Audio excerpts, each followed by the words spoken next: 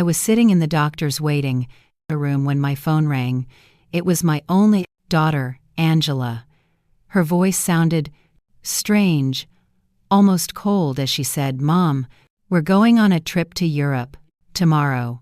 I already sold your beach house and your car. We needed the money. Bye." And she hung up just like that. 45 years raising her, sacrificing for her, and she discarded me like garbage. But I took a deep breath and smiled, because there was something my dear daughter didn't know. My name is Antonia Brooks. I'm 71 years old. And until that moment, I thought I knew my daughter. I had become a widow 6 months ago. My husband, Robert, had passed away from a heart attack while we were eating breakfast, just as we had done every morning for 45 years. That morning, he had served coffee with cream and toast. As always, he had kissed my forehead and said, "Good morning, my love." Those were his last words. Since then, Angela had been more present in my life. Or so I believed. She came to visit 3 times a week. She helped me with the funeral arrangements and accompanied me to the grocery store. She even suggested I see a doctor for a general checkup. "Mom, you need to take better care of yourself now that you're alone," she'd say with that smile I thought was love.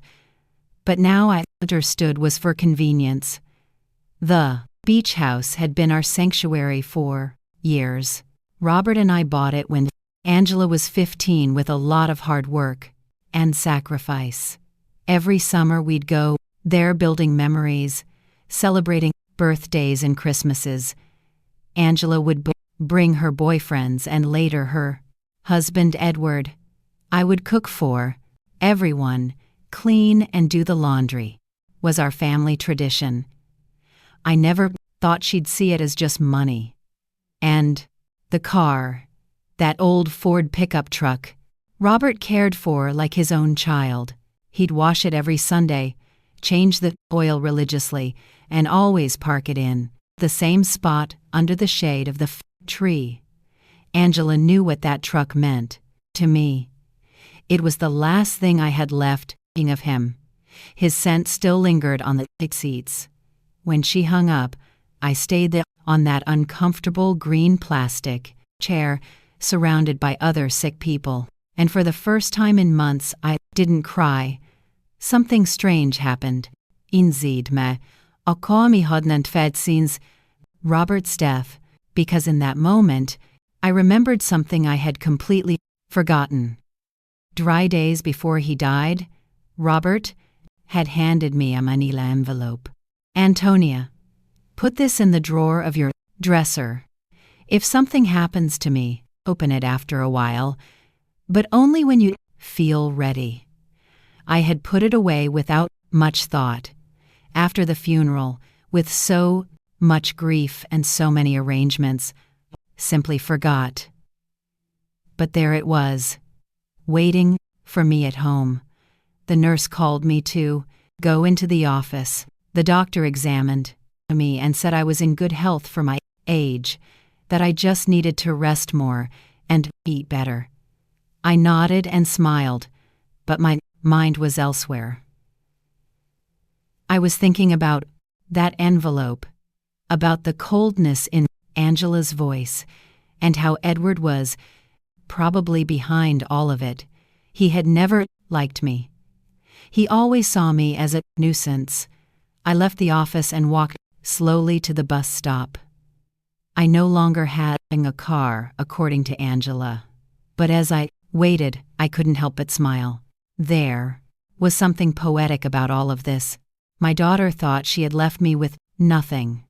But what she didn't know was that Robert, my dear Robert, had always been a man who planned ahead. The bus arrived, and I sat by the window. I watched the city go by.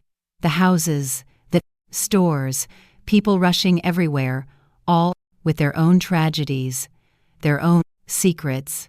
I had my own too, and I was about to discover them. When I got home, I went straight to my room. I opened the dresser drawer, and there was the manila envelope, exactly where I had left it. My hands trembled slightly as I picked it up. I could feel there were several documents inside. Robert had written her name on the front in his neat handwriting. I sat on the bed we had shared for so many years and took a deep breath. It was starting to get dark outside, and the house was filling with those familiar shadows that no longer scared me. I opened the envelope slowly, as if unwrapping a birthday gift. What I found inside would change everything. What I found in that envelope took my breath away. There were legal documents, deeds, bank certificates, and a handwritten letter from Robert. My eyes filled with tears as I read his familiar handwriting.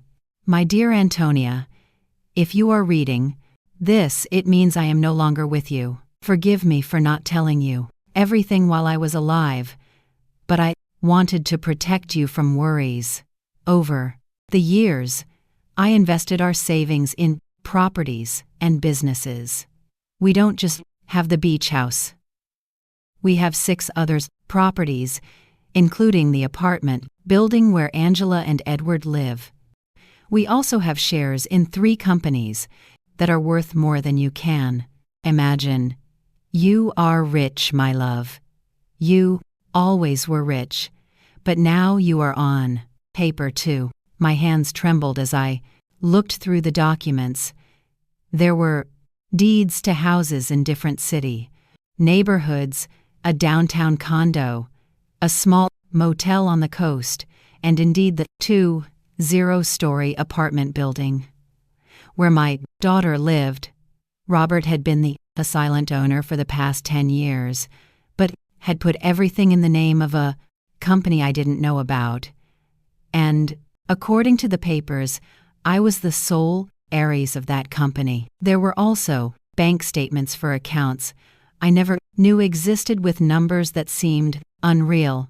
Robert had been a bus driver for 40 years, but apparently he had also been a very smart investor. Every penny we saved, every sacrifice we made, he had multiplied in silence, and I never knew anything. In the letter, Robert explained that he had kept it all a secret because he didn't want me to worry about money or for Angela to know about our real financial situation. You know, our daughter Antonia, if she knew we had so much money, her attitude would change. I want her to love us for who we are, not what we have. What irony. Our daughter had left us thinking we had nothing when in reality we had everything. That night, I couldn't sleep. I walked around the house, touching the old furniture and the knickknacks Angela had always criticized for being outdated. I looked at the family photos on the wall, especially the one where she was 5 years old, sitting on Robert's lap and laughing. Where did that sweet little girl go? When did she become so cold, so calculating? The next day, early in the morning, phone rang. It was Angela again. Her voice sounded different, softer, but I had already learned to be wary of those shifts in tone. Mom, how are you? I wanted to tell you we already transferred the money from the house and the car. We deposited your share into your account. It's not much, but it'll help you live for a few months while you look for something smaller. My share? I asked, keeping my voice calm. Yes, Mom. We obviously weren't going to leave you with nothing. We gave you 30%. That's fair, right? We need the money for our investment in Europe. Edward has an incredible business opportunity over there. 30% of my own things. How generous.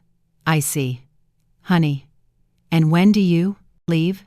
This afternoon? Our bags are already packed. We'll be gone for at least 6 months. Maybe more if the business goes well. But don't worry, Mom.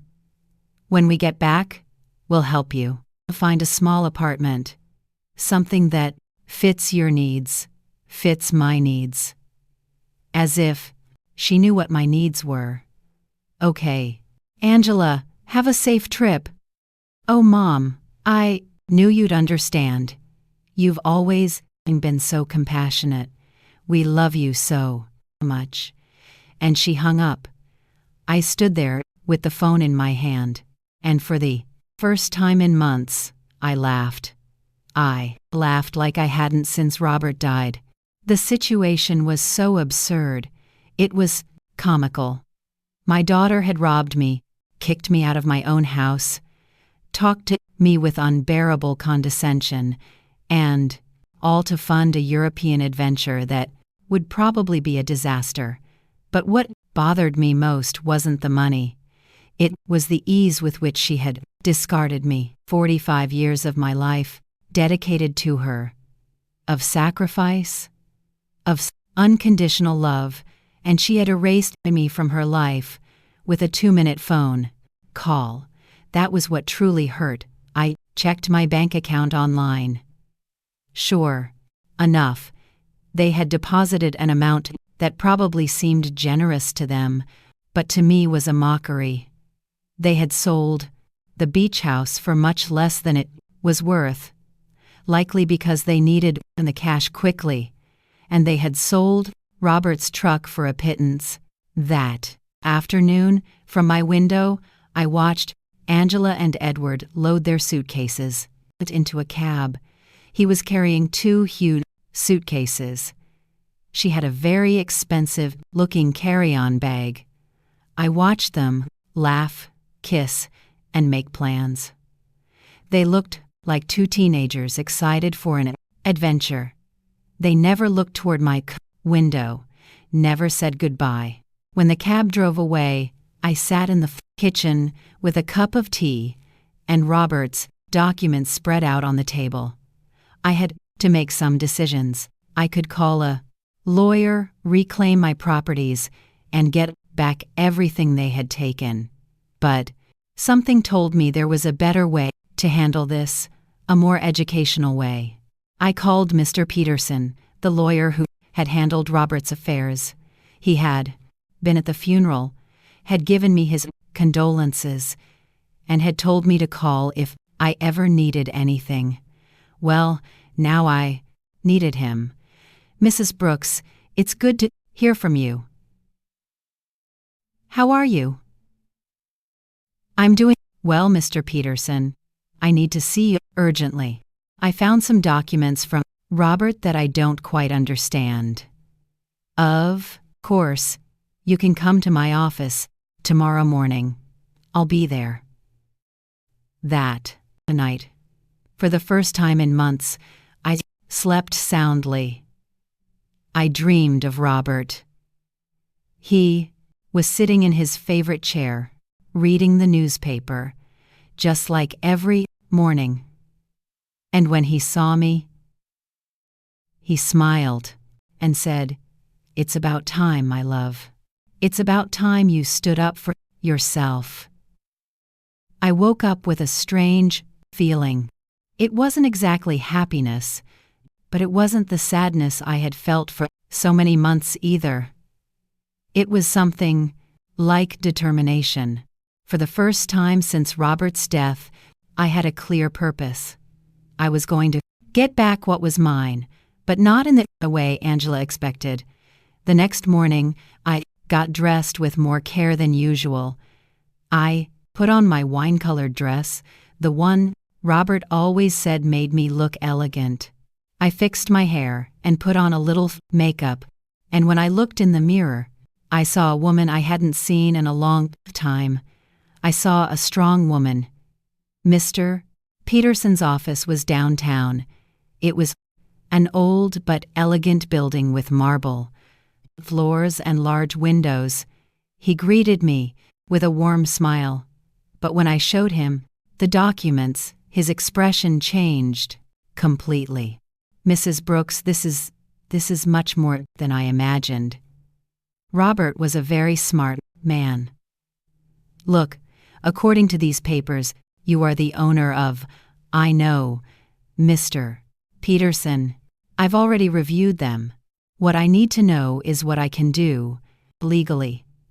Mr. Peterson explained that everything was in order, that the documents were legitimate, and that I was the rightful owner of all those properties. He also confirmed something I had already suspected. The sale of this beach house was illegal because Angela had no right to sell it. We can get the house back immediately, Mrs. Brooks, and we can also proceed with legal action against your daughter for fraud. No, Mr. Peterson. I don't want to proceed with legal action. I want to do this another way. I want everything to remain a secret for now. Can you help me? He looked at me with curiosity, but he nodded. Of course, you are my client. What do you need? I need you to discreetly get the beach house back. Do what is necessary to nullify that fraudulent sale, and I need you to help me gain real control of all my properties, especially the building where my daughter lives. I understand. It will be a process that takes a few weeks, but it's completely feasible. Perfect. And Mr. Peterson, I need no one to know I am behind all of this, at least for now. When I left his office, I felt as if I had woken up from a very long dream. I walked through the downtown streets watching the people, the buildings, the life that was going on as normal, but for me everything had changed. I had a plan. The following weeks were the strangest of my life. Officially, I was a poor widow who had been abandoned by her daughter. But in secret, I was a rich woman silently orchestrating the recovery of my assets. Mr. Peterson worked efficiently. Every few days he would call me with updates on the progress of the legal proceedings. I decided to stay in my house for the time being. It was mine, after all. Although Angela probably expected me to move into a single room, every morning I would wake up, have breakfast at the same table where Robert and I had shared so many years, and then go for a walk in the neighborhood. The neighbors would greet me with that mix of pity and curiosity they reserved for recent widows. Aurora, my lifelong neighbor, came up to me one afternoon while I was watering the plants in the front. Antonia, dear, is it true that Angela went to Europe and left you all alone? Yes, Aurora, she went with Edward. They have business plans over there. And how are you going to live, sweetie? We all know Robert didn't leave much money. If you only knew, I thought. Don't worry, Aurora. I'll be fine. Do you need anything?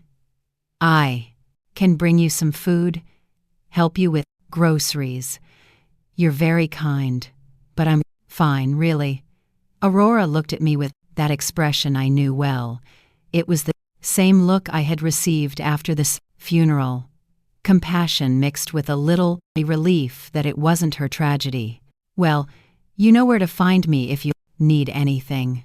These conversations were constantly repeated.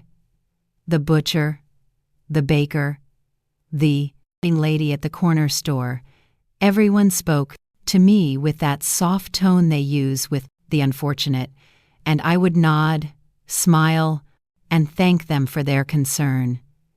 But inside, a part of me enjoyed this performance. It was like living a double life. Mr. Peterson called me one Wednesday morning. Mrs. Brooks, I have good news. I was able to nullify the sale of the beach house. The buyers didn't know the sale was fraudulent, so they got their money back without any problems. The house is yours again, Excellent, Mr. Peterson. And the building where Angela lives, that one is more complicated. Technically, you've always been the owner through the company, but we need to make some administrative changes so that you have direct control. That should take another 2 weeks. Perfect. Keep me informed. After hanging up, I sat in the kitchen with my coffee and thought about Angela. She had been in Europe for 3 weeks. I hadn't heard anything from her. Not a call. Not a message. Not even a postcard. To her, I had ceased to exist the moment she got the money she needed, but I knew that was going to change soon. I decided to visit the beach house. I took the bus to the coast, the same route Robert and I had taken hundreds of times. The house was exactly as I remembered it, small, painted cream, colored with a porch overlooking the ocean. The new owners had put some potted plants on the steps, but other than that, everything was the same. Sat on the curb across the street and looked at it for an hour.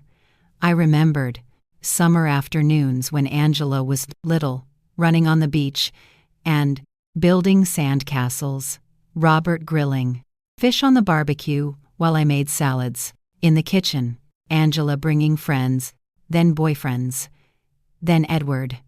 All those happy moments that she had reduced to a simple commercial transaction.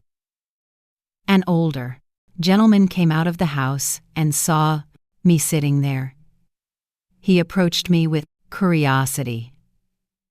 "Are you okay, ma'am?" "Yes, thank you. I'm just remembering. I knew the former owners. Yes, I knew them very well. What a shame about what happened. They told us the elderly lady was very sick and needed to sell fast. We thought it was a steal, but it turns out the sale wasn't legal. We had to give the house back." "Did you know them personally?" "No, we did everything through intermediaries. But they told us the daughter was handling everything because the mother couldn't." What a sad situation. If you only knew how sad it really was, I thought. Well, I'm glad you didn't lose your money. Yes. Luckily, everything worked out well. Although, now we have to look for another house. We liked this one a lot. I left there with a heavy heart. It wasn't just the money that hurt. It was the ease with which Angela had lied about me. She had made up a story about my illness. She had used my supposed vulnerability to justify her actions. To her, I wasn't a person with feelings, but an obstacle that had to be removed. That night, I called Mr. Peterson again. "Mr. Peterson, I need you to help me with something else. I want to get Robert's truck back too." "That will be more difficult, Mrs. Brooks. The truck was in your name, but your daughter had a power of attorney that allowed her to sell it. How is that possible?" "Apparently you signed that power of attorney a few months ago after your husband's death. Don't you remember? There it was, the moment Angela had started planning all of this. I vaguely remembered signing some papers she had brought to me, telling me they were to facilitate the funeral and inheritance arrangements. I had been so confused by grief that I signed without reading. How naive I had been. I understand, Mr. Peterson. Is there any way to get it back? We can try, but it will be more complicated. We would need to prove that you signed that power of attorney under deception or coercion. Let's do it. I want to get back everything they took from me." Over the next few weeks, I developed a strange routine. In the mornings, I was the poor widow everyone knew. I would go out to buy necessities, talk to the neighbors, and keep up appearances. but in the afternoons I became a businesswoman. I would study Robert's documents, talk to Mr. Peterson, and plan my next move. I learned things about finance I never thought I would need to know. I discovered that Robert had been much smarter than I thought. Every one of his investments had been carefully calculated. The building where Angela lived, for example, wasn't just profitable from rent. It was in an area that was rapidly appreciating. I also discovered that Edward, Angela's husband, had a lot of debt. He had taken out loans using the apartment they lived in as collateral, not knowing he wasn't the real owner. When the banks figured this out, he was going to be in serious trouble. Mr. Peterson called me one Friday with important news. "Mrs. Brooks, we've finished all the paperwork. You now have total control of all your properties. I also got Robert's truck back." The buyer turned out to be an acquaintance of mine, and when I explained the situation, he agreed to return it in exchange for a small compensation. "Excellent work, Mr. Peterson. Now I need you to help me with one more thing. I want you to send a letter to my daughter." "What kind of letter?" "An eviction notice." There was silence on the other end of the line. "Mrs. Brooks, are you sure you want to do this?" "Completely sure." She decided I wasn't important in her life. Now she's going to find out how important I really am. "I understand. Do you want me to send it to Europe?" "No. I want you to give it to her when she gets back. I have a feeling it's going to be very soon." I wasn't wrong. That same afternoon, Aurora came running to my house with fresh neighborhood news. "Antonia, did you know that Edward is in trouble with the bank? My brother-in-law who works there told me they're investigating some loans he took out using the apartment they live in as collateral, but it turns out this apartment isn't his." "Really?" "Yes, and it seems Angela didn't know anything. They're saying she's going to have to come back from Europe to sort out this mess." What a complicated situation. Yes. And the worst part is apparently Edward lied to her about the business in Europe. There was no business. He just wanted to escape the debts he had here. Perfect. Everything was working out exactly as I had expected. Angela had trusted Edward, had sacrificed her relationship with me for him. And now she was discovering that he wasn't the man she thought he was. That night, I sat on the porch with a cup of tea and looked at the stars. Robert used to say that the stars were the souls of people who had lived a life watching over their families from the sky. If that was true, then he was up there, watching his plan unfold perfectly. "Thank you, my love," I said to the sky. "Thank you for taking care of me even after your death." The next day, Mr. Peterson called me early. "Mrs. Brooks, I have some news. Your daughter just arrived in the country. She's at the airport alone." "Alone?" "Yes. Apparently, Edward stayed in Europe. There are rumors they had a very big fight." "I see. Did you send the letter?" "I'm going to send it today. She should receive it tomorrow." I hung up the phone and stood there in the kitchen, feeling a mix of nervousness and anticipation. After so many weeks of silent planning, the moment for the first real move had finally arrived. Angela was about to discover that her mother was not the defenseless victim she believed. Angela arrived at her apartment on Tuesday night. I knew this because Aurora, who seemed to have informants throughout the neighborhood, came to tell me the next day, "Antonia, your daughter came back last night. I saw her go in with one suitcase, but she looked terrible, pale, with dark circles under her eyes, as if she had been crying the whole flight, alone, completely alone. And something strange. Antonia, when the doorman asked her for the keys, she didn't have them. She had to ask the superintendent to let her in with the emergency copy. Interesting. Edward had the keys, which meant he had probably decided not to come back. Or maybe Angela had discovered something about him and had fled. In any case, my daughter was back, and very soon she would receive my little welcome gift. Mr. Peterson called me that same afternoon. Mrs. Brooks, the letter was delivered an hour ago.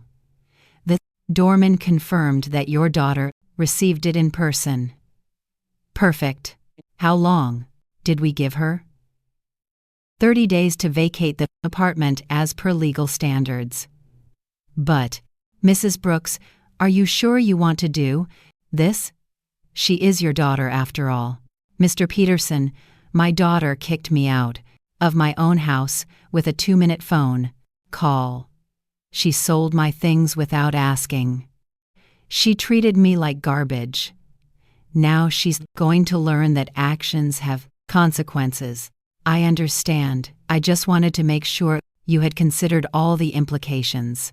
I have considered them, Mr. Peterson, all of them. That night, I couldn't sleep. I stayed awake, imagining Angela's face when she read the letter. The initial confusion, then the disbelief, then the panic. She would probably think it was a mistake, that someone was trying to scam her. But when she called to verify, she would discover that everything was completely legal. The next day, as if she had been waiting for my call, the phone rang at 8:00 the morning. It was Angela. And her voice sounded desperate. Mom. Mom, I need to talk to you urgently. Good morning, honey. How was Europe? Mom, I don't have time for that right now. I received a very strange letter yesterday. It says I have to vacate my apartment in 30 days. It must be a mistake, right? Do you know anything about this? An eviction notice. How strange. From whom? From a company I've never heard of. It's called, wait, let me find the letter. Robert Investments, Incorporated. Do you know this company? Robert had used his own name for the company. How poetic. No, honey. I've never heard that name. Are you sure the letter is legitimate? That's what I want to find out. Mom, I need you to help me. I don't know what to do. Edward left me in Europe. He ran off with another woman, and now I come back to this. I don't understand what's happening. There was the confirmation. Edward had abandoned her, probably when the money ran out, or when he realized that the legal problems at home were more serious than he thought. Poor Angela. She had sacrificed her family for a worthless man. I'm so sorry, honey. Where are you now? I'm in the apartment, but I don't know for how long. Mom, can I come see you? I need to talk to someone. I don't have anyone else. The irony was perfect. Now that she was left without the man for whom she had abandoned me, she remembered she had a mother. Of course, honey. Come over whenever you want. I'm on my way. I hung up the phone and looked at myself in the mirror. I had to be perfect for this performance. I put on my most conservative gray dress, tied my hair in a simple bun, and practiced my expression of a worried but resigned mother. When Angela arrived, she would see exactly what she expected to see: a poor, vulnerable widow who had been abandoned by her own daughter. Angela arrived an hour later. When I opened the door, I was surprised at how bad she looked. She had lost weight, had deep circles under her eyes, and her expensive clothes looked wrinkled and unkempt. Her eyes were red from crying. "Mom," she said, and for a moment I thought she was going to hug me, but she stopped, as if she suddenly remembered how things had ended between us. "Come in, honey. Do you want some coffee?" "Yes, please." We sat in the kitchen at the same table where I had read Robert's document weeks ago.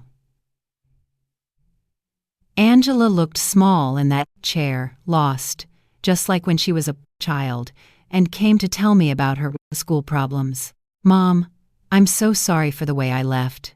I know I didn't treat you well. It's in the past, honey." "No, it's not. I treated you badly. I said horrible things, and now," her voice broke, "now I have no one." "What happened with Edward?"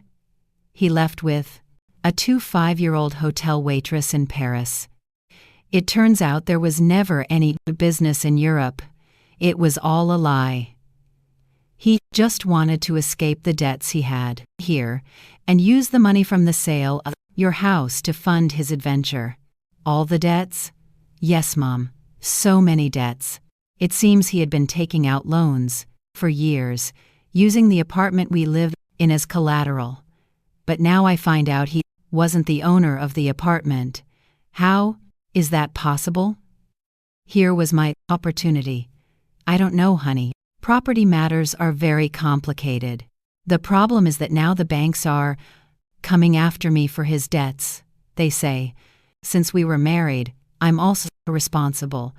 And on top of that, this eviction notice. Mom, I don't know what to do. I don't have money. I don't have a job. I don't have anywhere to live." She started to cry. Real tears of genuine desperation. And for a moment, my mother's heart softened. I wanted to hug her, console her, tell her everything would be okay. But then I remembered the coldness in her voice when she called me from the doctor's office. The ease with which she had discarded me. The way she had talked to me as if I were a burden. "Did you talk to a lawyer about the letter?" "I don't have money for a lawyer. Mom, we spent all the money in Europe. Edward took what little was left when he ran off with that woman. So what are you going to do?" "I don't know. I thought maybe I could stay with you for a while, just until I find a job and can get a small place to live."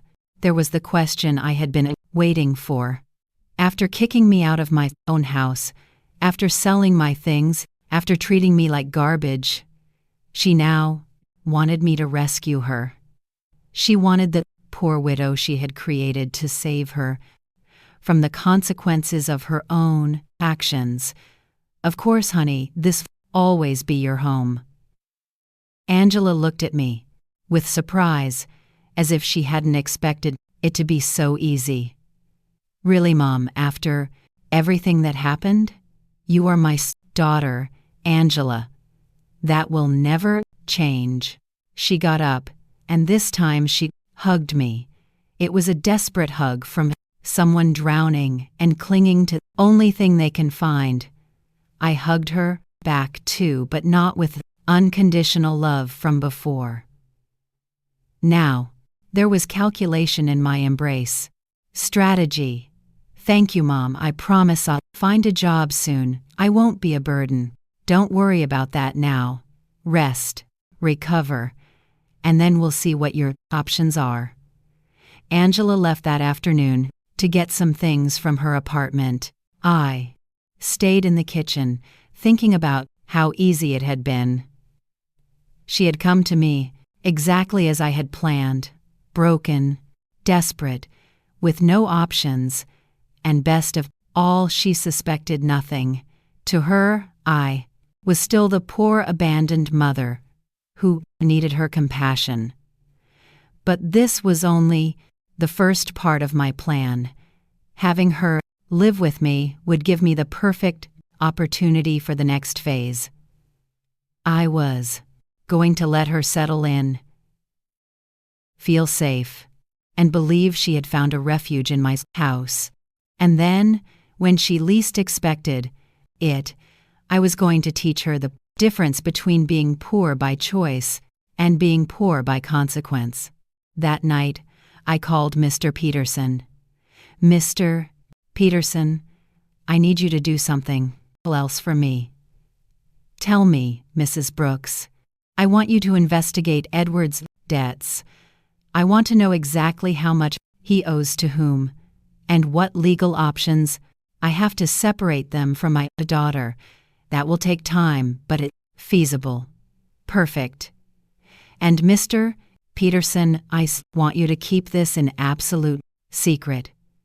No one can know I am behind this investigation. Of course, Mrs. Brooks, may I ask what your final plan is? My plan, Mr. Peterson, is very simple. I'm going to save my daughter, but first, she has to understand what it truly means to hit rock bottom. When I hung up, I poured myself a glass of the wine Robert had been saving for special occasions.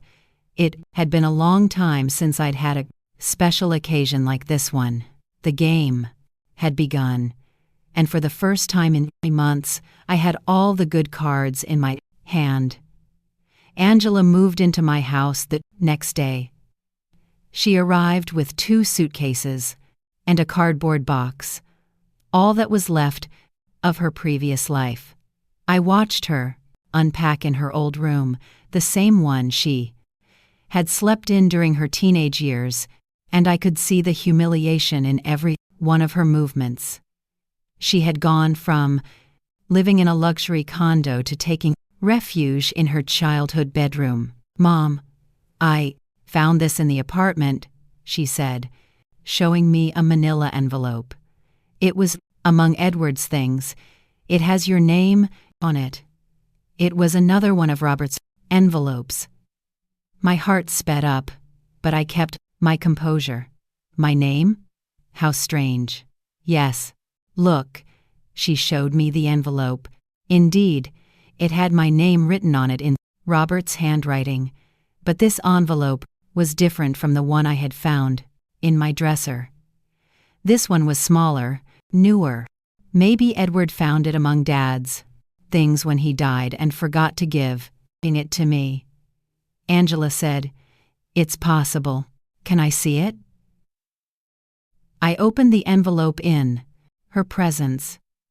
Inside was a short letter and a small key. The letter said, "Antonia, if you are reading this, after having received the main envelope, it means our daughter is going through a difficult time. This key opens a safety deposit box at the Central Bank downtown branch. The number is 247. There is something there that can help you help her, but use it wisely. With eternal love, Robert." Angela read the letter over my shoulder. A safety deposit box? Dad had a safety deposit box. I had no idea. I didn't either. I lied. Your father never told me about this. Do you think we should go see what's in there? I don't know, honey. Maybe it's better to leave things as they are. But Mom, maybe there's something important in there. Documents. Or, I don't know, maybe something valuable that can help us. The desperation in her voice was palpable. Angela was clinging to any possibility of finding a way out of her situation, and I was going to let her cling a little longer before I showed her the complete reality. "Okay," I said after a calculated pause. "We can go tomorrow." That night, Angela and I had dinner together for the first time in months. She had cooked, trying to be useful, but the food tasted of guilt and desperation. She told me more details about what had happened in Europe, and each story was worse than The last. Edward lied about everything. Mom, not just the business, but the debts too. I thought he only owed a little bit of money, but it turns out he owes over 10 million. And the worst part is he used my name for some of the loans without me knowing. How is that possible? He forged my signature. When I married him, I gave him some documents to handle the banking for our joint account. I never thought he'd use them for this. Do you have any way to prove you didn't know? I don't know. It's all so complicated. The banks say that since we were married, I'm responsible for all his debts anyway. And the divorce? I don't even know where Edward is now. He just disappeared. His phone is disconnected. He doesn't answer emails. Nothing. It's as if he vanished. Perfect. Edward had run away like the rat he had always been, leaving Angela to face the consequences of her actions alone. In a way, he had done me a favor. Now, my daughter was experiencing exactly what I had felt when he abandoned me. Betrayal by someone she had completely trusted. I'm so sorry, honey. I didn't know things were so bad. I didn't either. Mom, I thought Edward loved me, that we were going to build something together, but it turns out I was just an easy way for him to get money and documents. Angela started to cry again. How could I have been so stupid? How did I not realize who he really was? It was tempting to tell her that I had seen the signs from the beginning, that I had tried to warn her that Edward never seemed trustworthy, but that would have broken my facade as a compassionate and vulnerable mother. Love can be blinding sometimes, honey. Don't blame yourself. But Mom, I didn't just ruin life. I ruined yours too. I treated you horribly. I took your house, your truck, your things, and all to give to a man who abandoned me at the first opportunity. Now we're two poor women, trying to survive because of me. It's in the past, Angela. We'll be okay. No, it's not. Now we're both in trouble because of my mistakes. You lost everything. Dad left you and I lost my marriage and my future. We're two poor women trying to survive. If she only knew, I thought that at this very moment I had more money than she could possibly imagine, that I was the owner of the building where she lived, that I could solve all her problems with a single phone call. But it wasn't time yet. The next day, we went to the bank. Angela was nervous, hopeful. I maintained my act as a confused widow who didn't understand much about finance. The bank employee led us to the safety deposit boxes, verified my ID, and opened box number 247. Inside were jewels, many jewels, rings, necklaces, bracelets, earrings. I recognized some pieces as heirlooms from Robert's family. Others were completely new to me. There was also a letter explaining the origin of each piece and its approximate value. Angela gasped. Mom, this must be worth a fortune. You think so? Yes. Look at this emerald in this pearl necklace. Mom, Dad saved a treasure here. According to Robert's letter, the jewels were worth approximately $200,000. It was a significant amount, but it was nothing compared to the rest of my assets. It was like finding a few coins under the sofa when you have $1 million in the bank. What do we do with this, Mom? I don't know, honey. They're family memories. But Mom, we could sell some of the pieces. With this money, you could get your beach house back, and I could pay off some of Edward's debts. There it was again. Even when she found something valuable, Angela's first reaction was to think about how to use it to solve the problems Edward had created. She hadn't learned a thing yet. Are you sure you want to use your father's inheritance to pay Edward's debts? What other option do I have, Mom? If I don't pay something soon, the banks are going to foreclose on everything I have. And technically, I don't own anything. Everything was in Edward's name. Think carefully, honey. Once you sell these jewels, you won't be able to get them back. I know. But what else can I do? I can't get a job with all these legal claims pending. New employer is going to want to hire someone with so many legal problems. We took the jewels home. Angela spread them out on the kitchen table and examined them one by one, calculating which ones she could sell and which she could keep. It was painful to watch her reduce decades of family history to numbers on a spreadsheet. Mom, I think I can get $180,000 for the jewels, she said one afternoon, counting the bills on the kitchen table. It's less than I expected, but it's enough to pay off most urgent debts. Are you sure you want to do this? I have no choice. If I don't pay something soon, they'll seize everything. Even this house could be at risk if they prove I have some kind of legal connection to the properties.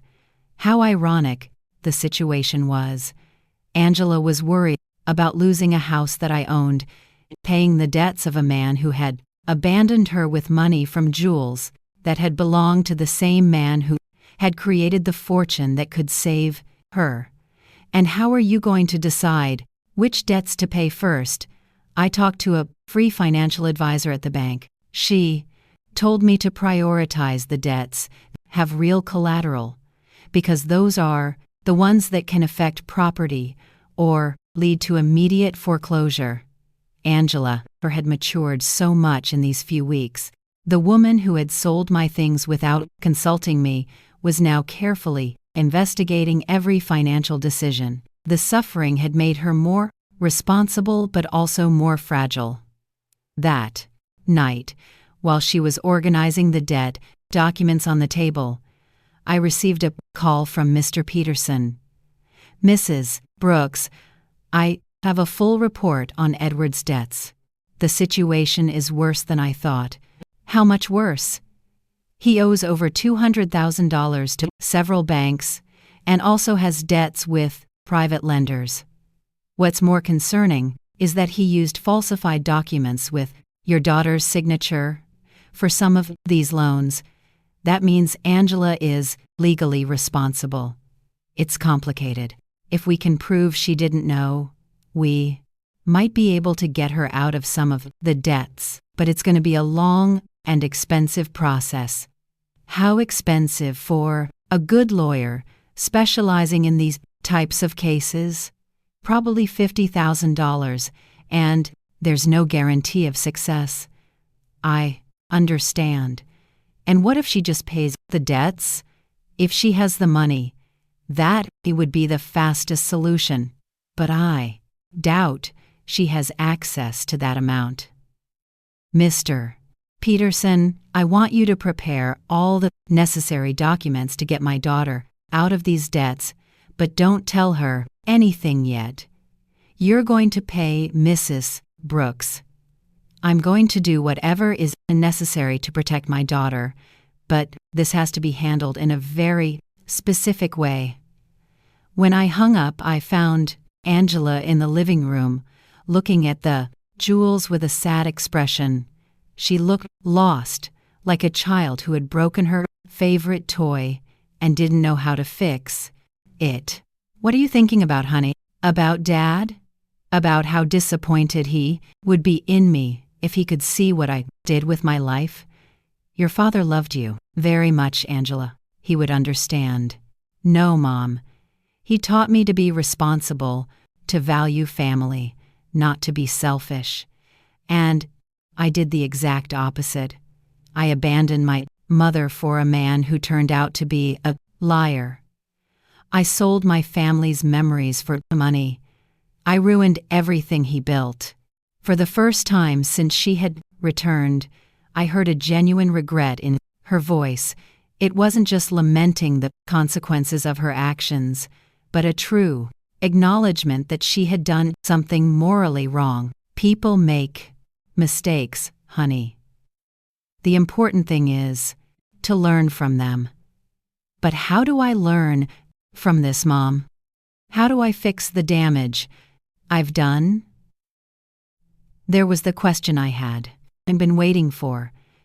Angela was finally ready to face the truth about her actions and their consequences, but it wasn't yet time to reveal my final card. First, I had to let her hit rock bottom completely. The next few days were crucial for my plan. Angela decided to sell most of the jewels, keeping only the engagement ring Robert had given me and a small necklace that had belonged to her grandmother. I watched her prepare to go to the jewelry stores, research prices, and negotiate with buyers. It was painful to watch her reduce decades of family history to commercial transactions, but it was necessary for her to understand the real weight of her decisions. Mom, I got $180,000 for the jewels, she told me one afternoon, counting the bills on the kitchen table. It's less than I expected, but it's enough to pay off the most urgent debts. Are you sure you want me to do this? I have no choice. If I don't pay something soon, they'll foreclose on everything. Even this house could be at risk if they prove I have some kind of legal connection to the properties. How ironic the situation was. Angela was worried about losing a house that I owned, paying the debts of a man who had abandoned her with money from jewels that had belonged to the same man who had created the fortune that could save her. And how are you going to decide which debts to pay first? I talked to a free financial advisor at the bank. She told me to prioritize the debts that have real collateral because those are the ones that can affect property or lead to immediate foreclosure.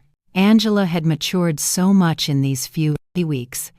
The woman who had sold my things without consulting me was now carefully investigating every financial decision. The suffering had made her more responsible but also more fragile. That night, while she was organizing the debt documents on the table, I received a call from Mr. Peterson. Mrs. Brooks, have important news. We managed to locate Edward. Where is he? In Paris, just as your daughter suspected. But here's the interesting part. He's trying to get French residency through a fake marriage with that young woman your daughter mentioned. A fake marriage? Yes. Apparently, the girl needs papers, and he needs a way to stay in Europe without being deported. But the most important thing is that we found evidence that he deliberately falsified your daughter's documents with the intention of fleeing the country. That means Angela can get out of the debts. With this evidence, yes, we can prove fraud and coercion. Your daughter won't have to pay anything for what Edward did behind her back. It was perfect. I had a way to save Angela from all her debts, legally, without her suspecting that I had the money to do it. Mr. Peterson, I want you to start the legal process immediately. Don't tell my daughter anything yet. I want the process to be completely finished before I tell her. I don't want to give her false hope. Understood. This will take about 3 weeks, maybe a month. Perfect. When I hung up, Angela looked at me with curiosity. Who was that, Mom? A lady who was asking about Mrs. Davis, our neighbor on the corner. She had the wrong number. Lying had become easy. Every day that passed, I felt more comfortable with this double life I was leading. On one hand, I was the poor, abandoned mother Angela, believed me to be. On the other, I was a wealthy woman, silently orchestrating my daughter's salvation and education. Over the next 2 weeks, I watched Angela struggle with decisions she never had to make: how to stretch money for food, to negotiate with creditors, how to look for a job when your credit history is ruined. It was a cruel but necessary education. Mom, I went to 3 job interviews today. She told me one evening, coming home with swollen feet and a tired face. 2 of them told me they can't hire me because of the pending legal problems. The 3rd one offered me a part-time job cleaning offices at night. Are you going to take it? I have no choice. It pays very little, but it's better than nothing, and I can work at night, so I can keep looking for something better during this day. Seeing my daughter, who had lived a comfortable life for over 40 years, preparing to clean offices at night, broke my heart, but it also filled me with pride. She was finally facing reality without expecting someone else to solve her problems. Are you sure you can handle so much physical work? I'll have to learn. I can't keep being a burden to you, Mom. It's bad enough that you're letting me live here for free. This is your home, Angela. No, Mom, this is your home. And I'm here because of your generosity. But I'm not going to take advantage of it forever. One night, while Angela was on her first cleaning shift, Aurora came to visit. She sat in the kitchen with me, drinking tea and looking at the family photos on the walls. Antonia, I have to ask you something. Did you know Angela was going to come back in these conditions? What do you mean? Well, when she left, she seemed so sure of herself, so arrogant. She talked about the great life she was going to have in Europe, about how successful Edward was, and now she's back, completely broken, working a cleaning job, living with you again. Life takes many turns. Aurora, yes, but there's something else. I've been watching Angela these days, and she looks different. Not just sad, but humble, as if she learned something important. Aurora had always been very perceptive. What do you think she learned? I think she learned the value of the things she had taken for granted, like having a mother who loves her unconditionally. Maybe. Aurora, can I tell you something? When Angela left and treated you so badly, many of us thought you would never forgive her. But here you are, taking care of her again, giving her a home when she has nowhere to go. She's my daughter Aurora. Yes, but not every mother would do what you're doing, especially after being treated the way you were treated. If Aurora only knew the complete truth, that I had the power to solve all of Angela's problems, but was choosing to let her suffer a little longer, so she would learn the full lesson. Do you think I'm doing the right thing? I think you're doing what a good mother would do, but I also think Angela needs to fully understand what she lost when she abandoned you. What do you mean? I think she needs to value you not just as the mother who rescues her when she's in trouble, but as the strong woman who built a stable life for 45 years. She needs to respect you, not just need you. Aurora had hit the nail on the head. That was exactly the point of my entire plan. I didn't want Angela to come back to me out of desperation. I wanted her to come back out of genuine respect and mature love. And how do you think that can happen? I think it's already happening. I've seen her these past few days, Antonia. The way she talks to you now is completely different. She's no longer the daughter who gives you orders or treats you like a burden. Now she's a grown woman who is genuinely grateful to have a mother like you. That night, when Angela returned from her job, I saw her arrive tired, but with a new dignity. She had earned those few dollars with her own effort, and that meant something to her. How was your first day? Hard, but not as bad as I thought. The other ladies who worked there helped me a lot. One of them, Mrs. Johnson, taught me tricks to clean more efficiently. Mrs. Johnson? Yes. She's 60 years old and has been cleaning offices for 20 years. She told me she started after her husband left her with 3 small children. She says it's not the job she dreamed of, but that it gave her independence and dignity. She sounds like a wise woman. She is, she said, something that made me think a lot. She told me there are 2 types of people who end up doing this job. The ones who are there because they never had opportunities, and the ones who are there because they ruined the opportunities they did have. She asked me which group I was in. And what did you tell her? I told her the truth, that I had all the opportunities in the world, a family that loved me, a stable home, an inheritance, and that I ruined it all by following a worthless man. What did she say? She laughed and said, "Well, honey, then, at least you know exactly why you're here. That puts you one step ahead of most people." Angela poured herself a glass of water and sat with me at the table. "Mom, I want you to know something. These past few weeks have been the hardest of my life, but also the most important. Why? Because I finally understand what really matters. It's not money. It's not living in the most luxurious apartment. It's not impressing people. It's having people who genuinely love you, who are there when everything falls apart."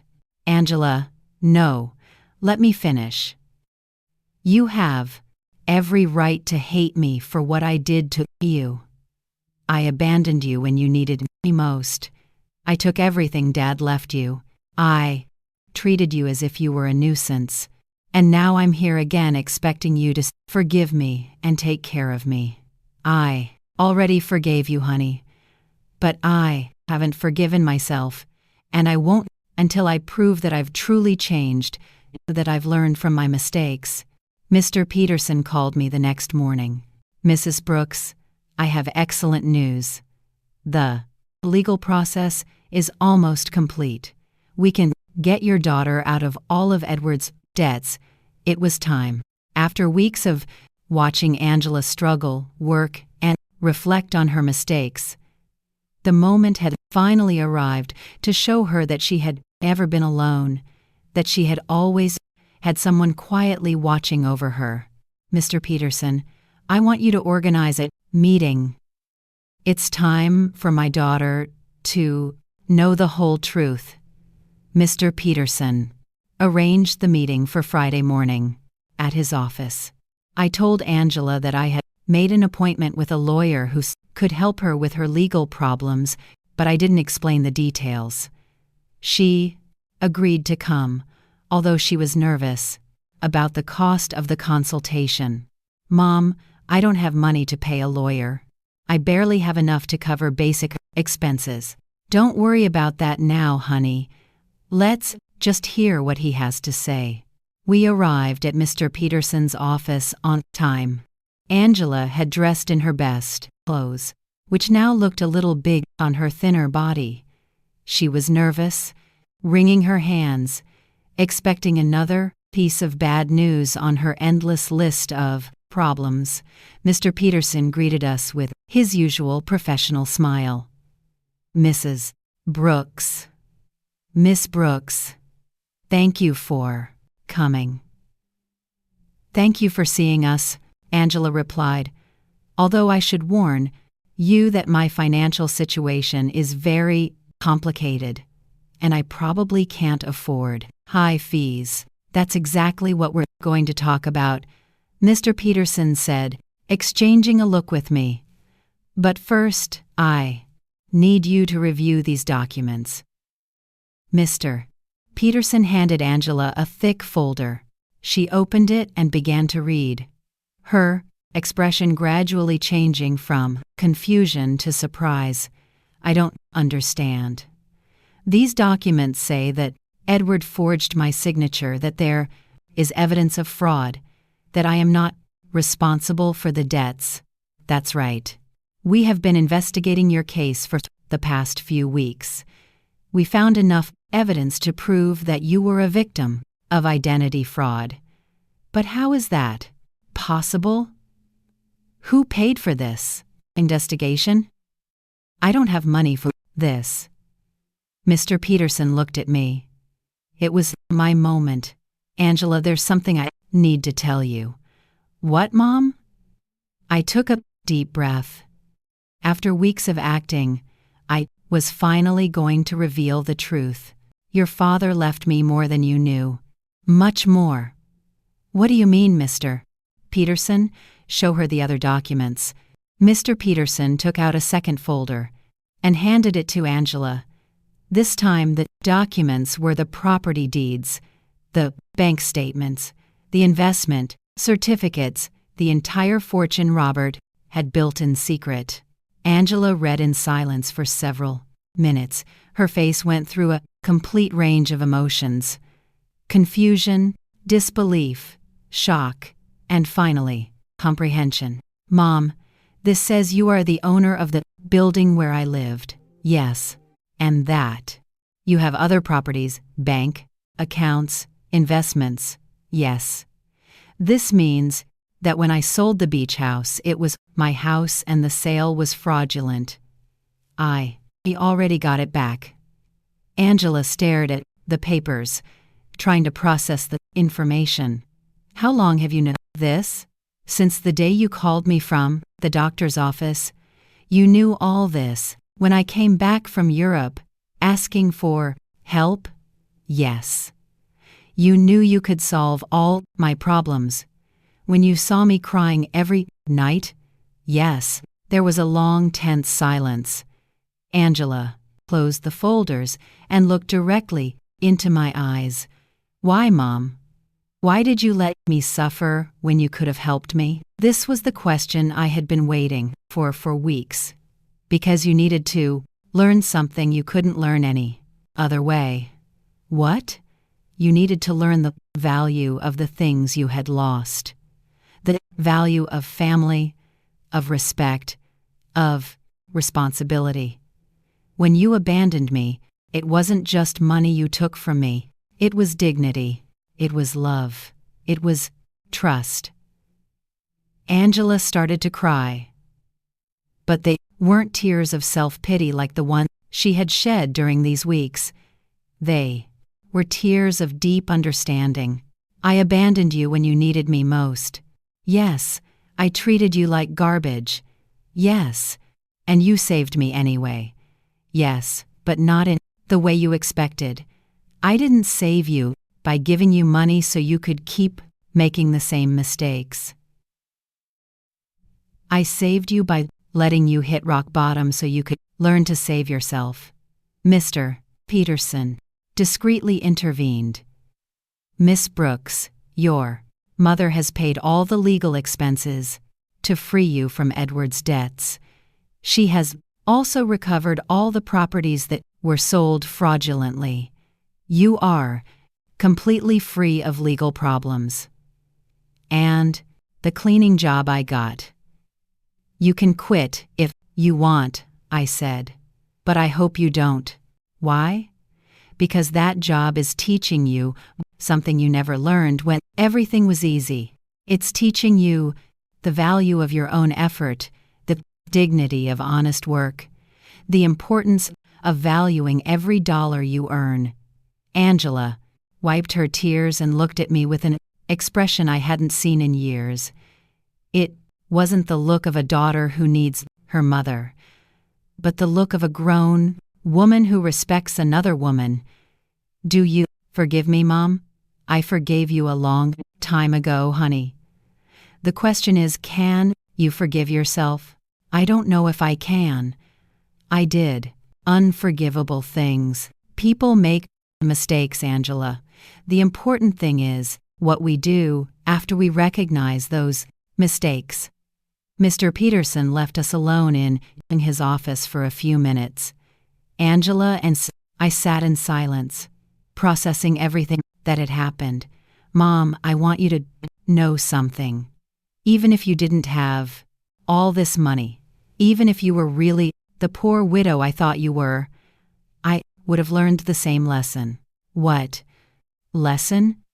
That there is nothing more valuable than having someone who loves you unconditionally. During these past few weeks, the only thing that kept me sane was knowing I had a home with you. That no matter how much I had ruined my life, you were still my mother. That will never change, Angela. I know. But I also know that I can never take that love for granted again. I have to earn it every day with respect, with gratitude, with actions, not just words. We left Mr. Peterson's office with a completely new relationship. We were no longer mother and daughter, united by blood and habit. We were two grown women who had chosen each other after going through the most difficult test imaginable. The following weeks were about rebuilding, but not the kind Angela expected. Even though she now knew I had enough resources to solve all her problems, she decided to keep her night cleaning job. Mom, I need to finish what I started, she told me one afternoon as she was getting ready for work. I can't just go back to a comfortable life as if nothing happened. Are you sure? You don't have to punish yourself forever. It's not a punishment. It's a way of remembering who I was and who I want to be now. I watched her put on her work uniform, something unthinkable a few months ago when she lived in the luxury condo with Edward. But there was something different in her posture, in the way she moved. She was no longer the broken woman who had arrived crying at my door. She was someone who had found dignity in honest work. Aurora came to visit me that afternoon, as she had done every few days since Angela had returned. Antonia, there are some very strange rumors going around the neighborhood. What kind of rumors? People are saying that you're not as poor as we all thought. Someone saw Angela leaving a very elegant lawyer's office downtown, and then they saw her paying off all her debts at the bank. People talk a lot, Aurora. Yes, but they're also saying you got your beach house back, and that somehow you managed to solve all of Angela's legal problems. That costs a lot of money. Antonia. Aurora knew me too well to fool her for long. What do you want to know exactly? I want to know if my friend of 40 years has been lying to me about her situation. I poured myself a cup of tea and sat across from her. It was time to be honest with someone else. Robert left me more than anyone knew. Aurora much more. How much more? Enough so that Angela and I never have to worry about money again. Aurora was silent for a moment, processing the information. And why did you pretend to be poor all these months? Because I needed Angela to learn something she couldn't learn any other way? I told her the whole story. Angela's cruel phone call, my plan of silent revenge, the weeks of watching her hit rock bottom, and finally the revelation in Mr. Peterson's office. Antonia, that is brilliant and terrible at the same time. Terrible. Yes, because you let your own daughter suffer when you could have helped her immediately. But also brilliant because I understand why you did it. You do? Yes, Angela needed to learn the value of the things she had lost. If you had simply given her money to solve her problems, she would have learned that there's always someone who will rescue her from the consequences of her bad decisions. Exactly. But Antonia, didn't it hurt you to see her suffer? Every day, every night I saw her crying. Every morning I saw her get up to go to work tired and defeated. But I knew that if I rescued her too soon, she wouldn't have learned the full lesson. And do you think she learned it? Look for yourself. Angela knows that she now has access to enough money to live comfortably, but she chose to keep her job. She knows she can move to a better place, but she decided to stay here with me. She knows she doesn't have to worry about the debts, but she's using her own savings to help other women in similar situations. She's helping other women. Yes, she became friends with the ladies she works with and is using some of the money she earned cleaning offices to help a co-worker who is having trouble paying for her son's daycare. Aurora smiled. That's not the Angela who went to Europe. No, she's not. This Angela understands that money is a tool, not a goal. She understands that dignity comes from work and respect, not from material possessions. That night, when Angela returned from work, she found me reading in the living room. Mom, I have to tell you something. Today, Mrs. Johnson asked me if I was the daughter of the rich lady from the north side of town. What did you tell her? I said yes. That you have enough money for me not to have to work. And do you know what she asked me next? What? She asked me why I was still working. So, I explained that it was because I need to prove to myself that I can stand on my own 2 feet. And what did she say? She laughed and said, Honey, that's the difference between being rich and acting rich. Your mom taught you how to be truly rich. Mrs. Johnson is very wise. She is. And she made me understand something important. It's not about the money you have, but about how you use it and how you relate to it. Angela sat down with me on the sofa. Mom, I want you to know that I've made a decision. I'm going to keep living here with you, but not as a daughter who has come back home to her parents. I want to stay here as a grown woman who chooses to share her life with her mother. What's the difference? The difference is that I'm going to pay my share of the expenses. I'm going to contribute to the upkeep of the house, and I'm going to treat this relationship as a partnership between 2 independent women who love and respect each other. Angela, you don't need to. Yes, I do. Mom, I need our relationship to be different from what it was before. Before, I was a daughter who took her mother's love and care for granted. Now I want to be a grown woman who values and takes care of the most important relationship in her life. And your job? I'm going to keep working, but not necessarily cleaning offices forever. I want to go back to school. I want to prepare myself to do something more meaningful with my life. But I want to do it step by step, earning every opportunity. Do you have any idea what you want to study? Yes, I want to study social work. These past few weeks have taught me how many people are going through difficult situations without having anyone to support them. I want to use the resources we have to help other women who are going through what I went through. It was perfect. Angela had not only learned to value what she had, but she had found a way to use her experience for something constructive. And what about Edward? Mr. Peterson told me he was arrested in France for fraudulent marriage. He's going to be deported soon. But honestly, Mom, I don't care anymore. That part of my life is over. You don't feel any resentment? No. Edward did me a favor without even knowing it. If he hadn't abandoned and betrayed me, I never would have hit rock bottom. And if I had never hit rock bottom, I never would have learned to truly value what I have. That night, for the first time in months, I went to bed completely at peace. My plan had worked perfectly.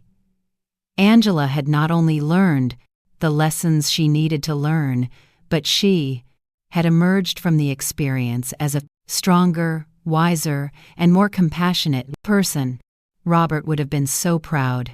6 months later, our life had found a new balance that neither of us could have imagined before. Angela finished her social work studies with excellent grades, and I decided to use some of my resources to establish a foundation to help women in situations of domestic violence and financial abandonment. Mom, the letter from the university arrived, Angela said one morning, coming into the kitchen with an envelope in her hands. I was accepted into the master's program. I start next semester. But Mom, I want you to know I'm going to pay for it with my own savings. I've been saving money from my job at the city. The salary isn't high, but she had learned to live with the essentials and to value every dollar she earned. Are you sure? We can easily afford the master's program. I know, but I need to do it on my own. It's part of who I am now. Aurora came to visit that afternoon, as she had done every Friday for the past few months. She had become a confidant to both of us, watching our transformation with fascination. Antonia, I have to confess something, she said, pouring herself a second cup of tea. At first, I thought you were very cruel to Angela. And what do you think now? Now I think you were the wisest mother I've ever known. Look at your daughter. Really, look at her. It was true. The Angela who was in the living room studying for her exams was completely different from the one who had left for Europe months ago. This Angela had a serenity that came from within, a confidence that was based on her own achievements, not on material possessions. Did you know I saw Angela at the grocery store yesterday buying vegetables for a family she's helping through her job? She hadn't told me, and when I asked her why she was using her own money instead of the government budget, she told me that some things can't be measured in official budgets. That night, Angela and I had dinner on the porch, something that had become a tradition. It was our time to talk about the day, plan for the future, and simply enjoy each other's company. Mom, I received a very strange letter today, she said, cutting her salad. From whom? From Edward? My muscles tensed. Edward? He wrote to you? From where? From prison in France. Apparently, he was sentenced to 2 years for marriage fraud. In the letter, he says he regrets everything he did and wants to ask for my forgiveness.